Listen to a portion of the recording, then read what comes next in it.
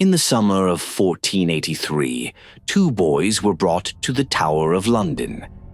This was not unusual. The Tower was not only a prison, it was a royal residence. Kings had lived there, princes had been raised within its walls. At first, nothing seemed wrong. The boys were accompanied by servants. They were treated with care. They were seen playing in the courtyard, practicing with wooden swords, waving from the windows.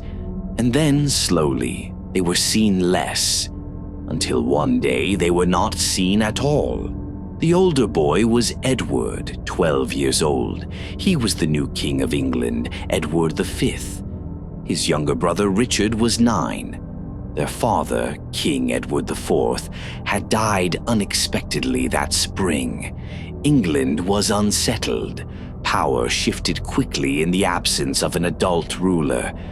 The boy's uncle, Richard, Duke of Gloucester, was appointed Lord Protector, tasked with ruling until Edward V was old enough to govern.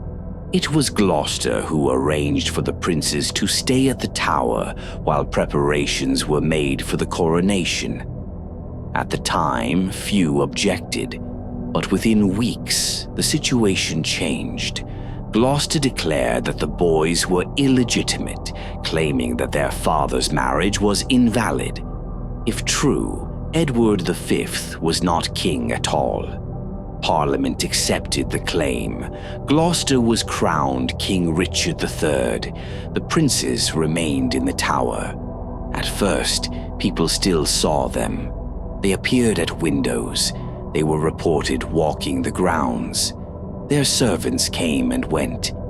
Then the sightings stopped. By late summer, rumors spread through London. People whispered that the boys had been harmed. Others said they were simply kept out of sight for safety. No official statement was made. No explanation was offered. The tower gates remained closed. Months passed, then years. No one ever saw the princes again.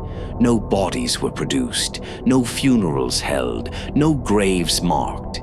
They simply vanished from the historical record. Contemporary chroniclers were cautious. Some wrote that the boys were likely dead, though none claimed to know how or when. Others avoided the subject entirely.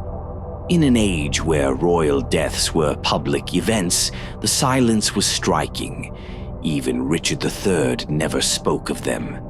In 1485, Richard III was killed at the Battle of Bosworth. His defeat ended the Plantagenet dynasty.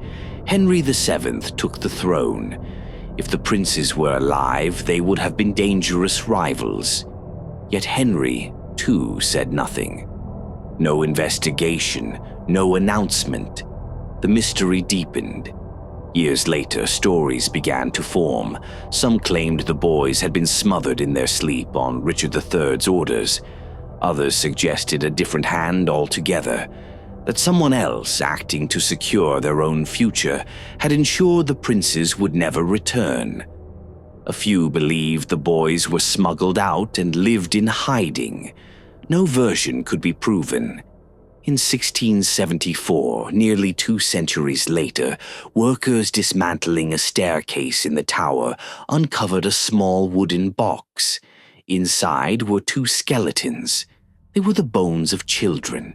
The remains were placed in Westminster Abbey, labeled as the Lost Princes. No forensic testing was possible at the time. The assumption was enough. Centuries later, the bones were examined again. They were consistent with children of similar ages, but the evidence was inconclusive. There was no way to know who they were.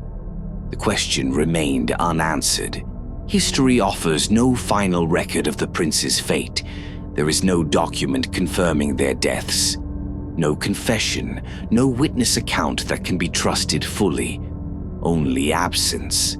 What makes the story enduring is not violence, but quiet disappearance.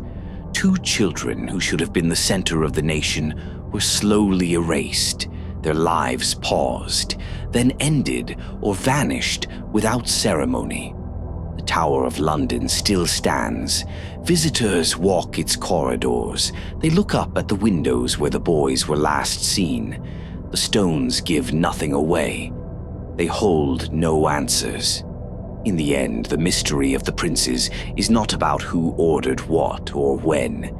It is about uncertainty, about how power can silence even the most important voices, about how history sometimes records events not by what it preserves, but by what it cannot explain.